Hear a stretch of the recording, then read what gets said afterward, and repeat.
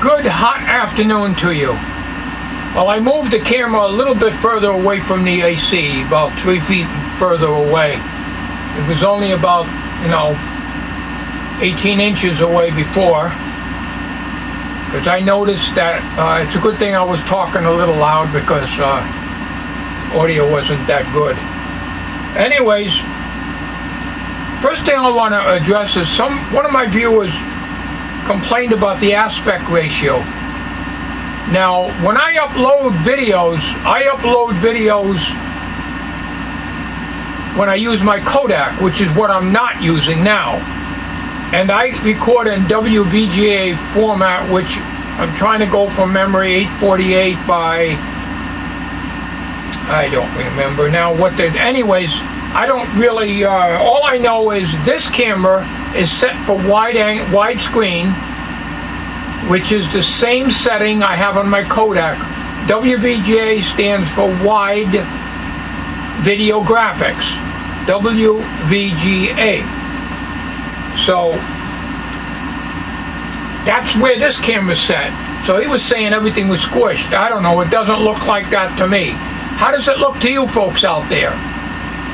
Other than being not as sharp. This is standard definition and interlaced. When I move my hand like this, you can see the jagged lines that are in it. I don't like cameras that are interlaced. You lose a lot of resolution that way, and it's not good for fast movement. But anyways, so I upload my videos when I'm using a Kodak, using the WVGA, which is on the Kodak almost as clear as 720p. This camera is set for the best resolution, which is 480 by 720. So it's just about the same as the Kodak. But on the last video I made, I had to insert the little schematic using the Kodak. So there's two different files there. They're both MP4s, but one is interlaced and 480 by 720, and the Kodak is, I think, 720 by 848, or I don't know, some numbers like that. These numbers can become boggling. All I know is it looks good on my computer screen. It doesn't look out of proportion. It don't look clear on this camera, but it's not out of proportion. And I always watch my videos in full screen. All right, enough on that subject. I wanted to clarify that. Also, I guess there was some color differences when I did some close-ups of these components, and I guess one of my viewers thought that these things here were gray, and they might have looked gray. These are I don't know if you probably can't see that from here, and I can't reach up there and grab the camera right now, but these are black. These are silver, at least wise, that's what it looks to me like. But when I use this cheap camera here, which does pretty good on close-ups, the colors may not be all that accurate, because when you're hitting it with a light, it usually gets washed out. All right, enough of that. I'm at a roadblock here. Today is Friday afternoon. I'm going to close this thing up and get it ready to go to Mike tomorrow. I cannot find out what's wrong with this. I've asked several times. I can't find Q246 on the board. I'm not going to worry about it. I don't have a transistor, and I don't have my little tester handy. And I'm not taking this board out. There's no way I'm taking this board out, and that's the way you got to repair this. So I'm not going to keep beating the dead horse, so to speak. So I just wanted to give you an update. I want to thank everybody for trying to help me out on this. You've been very helpful. I learned. I took some voltage measurements. Again, I'm repeating myself. Some of you have said that the transformer might be bad. Well, I don't see any voltage readings for the secondary of the transformer. but because I'm getting 67.5 volts at the point of C225 and R225, which I'll show you. Alright, here is C225, I even marked it. That's a capacitor, electrolytic, 440 microfarads, 100 volt rating. In here, over here, there's my parallax error again. Okay, here is the 51,000 ohm resistor R225. Here it is a 2 bridge rectifiers. They are not capacitors. And on this camera, they do not look gray. They are black. But if I aim a light on them, yeah, they probably would look gray. Okay. So that's probably what that misunderstanding is. All right. At this point here, I'm getting 67.5 volts DC right here. That is the junction of R225 51,000 ohm resistor, which is buried down here between the diodes, and the positive point of this electrolytic here. That's this point right here on the schematic. There's your bridge rectifier here. Here's the fuse. The fuse is good. There's no voltage readings on this transformer, but I'm assuming the transformer tap is okay. Feeds into the bridge rectifier, and at this point here, and I'm not sure if I'm in focus, in the viewfinder it's showing as focus, is a C225 and and R225, the 51,000 ohm resistor. Now, what I had done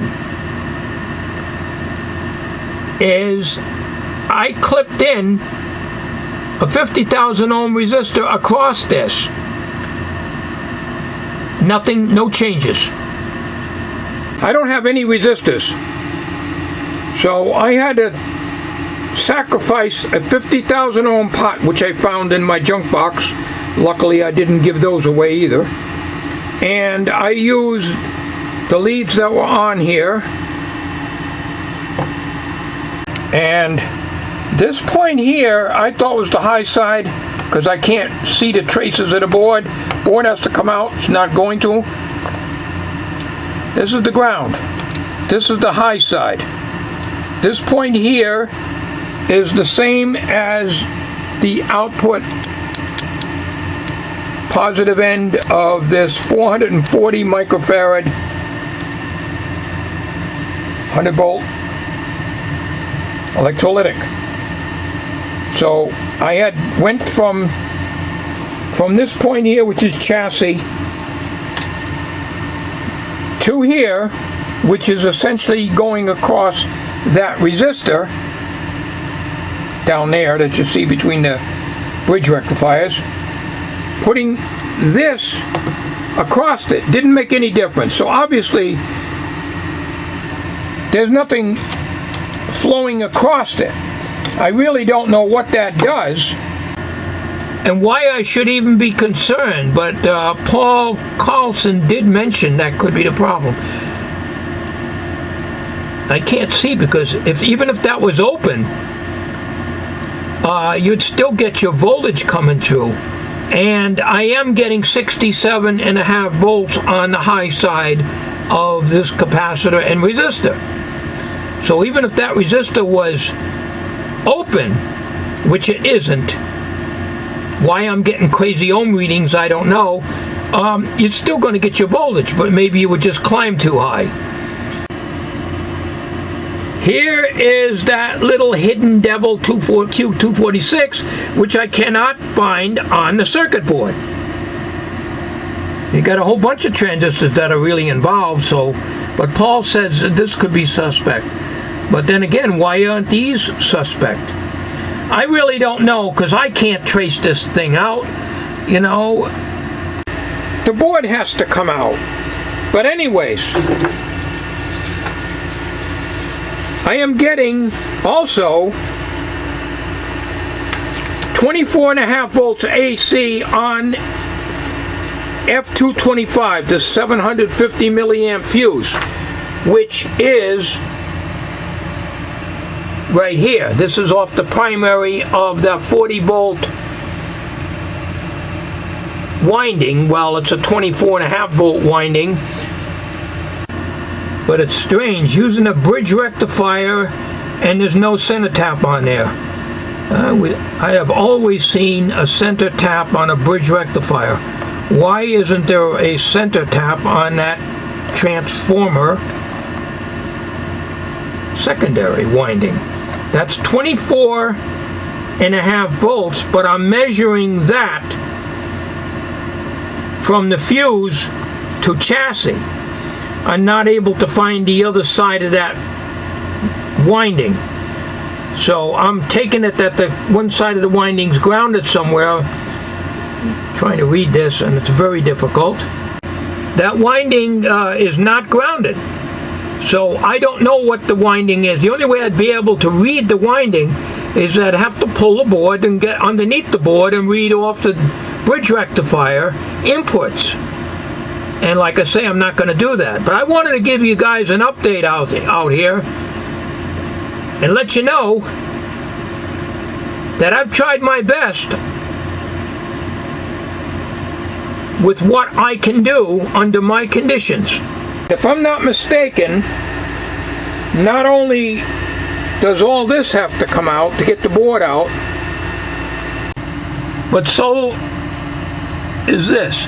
These buttons here would probably just go pushing back, but this would have to come out, all this, and these knobs are very brittle. You try to pull them off and they're going to snap them. These wouldn't have to come off, but I think these two rows here, these three up here, maybe, no, not that one, let's see. Yeah, all four of the top knobs and the nuts that hold the potentiometer onto the faceplate has to be removed. All three of these knobs will have to be pulled off, nuts behind them removed, and the board slid out. I'm not going to even attempt that. I wouldn't attempt that 40 years ago when I had excellent eyesight. That is way too much for me. I'll leave it to somebody that's much more knowledgeable than myself and has a lot of experience working on things like this. So that's it. I'm going to put her back together. I also gathered up and put them into a flash drive, a flash card, SD card box. These little tiny microchips, which I showed you in an earlier video, that were laying inside here rattling around loose. Now these covers don't really serve any purpose other than protect the screen when you're carrying the scope around. I've seen some guys take these things off. There's nothing in here. Some of them had a digital meter in it. This one didn't, so there's nothing in it. Just an area about 1.5 inches or so deep inside. It's an empty cavity. There's nothing there. So it looks fine this way. We just leave it off. And if it ever gets repaired, I'll leave it on the shelf, probably up on the top here somewhere. Now this place is still a disorganized chaos, I guess you could call it, because I'm gathering stuff up and finding stuff that I shoved here and there. Here is a place that's long out of business. Back in 1964, Gray Electronics, 1004 Bank Street, New London, Connecticut. They're long gone. I bought my ICO 20-watt HF20 amplifier kit from them. So I use these a lot. I cannot remember resistance color codes. I have a few memorized, but not very many, and I resort to these things all the time. So I have given a few away. These I'm keeping. I cleaned out when I vacuumed this out. I blew it out, I should say, with the air gun, and I wiped all the cabinet out. We're going to take and shove this back in. Now, I had taken this plastic bezel off. There's 6 screws, and that's the thing I want to ask some of you guys out there. I don't know if I can get a close-up of this. Let me try. See this screw right here? And screws like this. They are weird. A Phillips will go in there, but not good. You know, they don't fit tight. I have to press down real hard. It seems like all the screws in this Tektronix scope are oddball Phillips. I have never seen anything like that. I have Torx, and they won't work. Anybody know what kind of screws these things are? So I can get a bit for them? They're all like that. They're all oddball. And this, see, I can't get a good grip on it. See, here's Mike. It's, you know, I'm not pressing real hard, but it doesn't want to go. That's another reason why I wouldn't attempt to take this board out. Because you have to really press hard on it, and you just hope that the Phillips will take it out. I've tried the number 2 Phillips, I've tried the number 1 Phillips, and number 3, of course, is too big. Here is a close-up of one. Same thing. This is from the back of the scope. Weird, very strange looking. It must be a Tektronix special screwdriver they use. If I knew what it was, I could get one, but I've got them out with the Phillips, but it was a little tricky. One other thing I want to mention here is I copied that PDF file onto a CD rather than to put it on a flash drive, so that it'll be read off of, if I use a Windows 98 computer, it'll be able to read it, because a lot of times the Windows 98 computer won't even read the flash drive. So I enclose this, and I'll be putting that inside the little pouch along with this service manual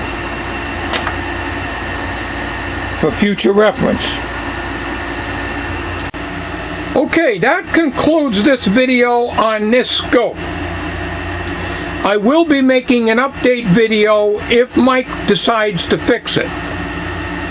If Mike don't want to tackle it, because when I told him about the scope, that was before I screwed up the low voltage power supply. He says there's no problem with the display, he could fix that. I know he could fix the power supply. The question is whether he'd want to get involved in this. You know, and, you know, he would probably do it at little or no charge, but I don't expect anybody to dig in this thing, spend hours on it, and not get paid. And I have a very limited budget, so, you know, anyways, if Mike can't do it,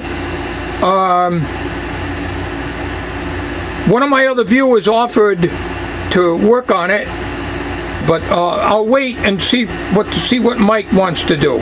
Right now, I got to get this thing closed up. I've spent enough time on it. Thank you for watching, everybody. I appreciate all the support.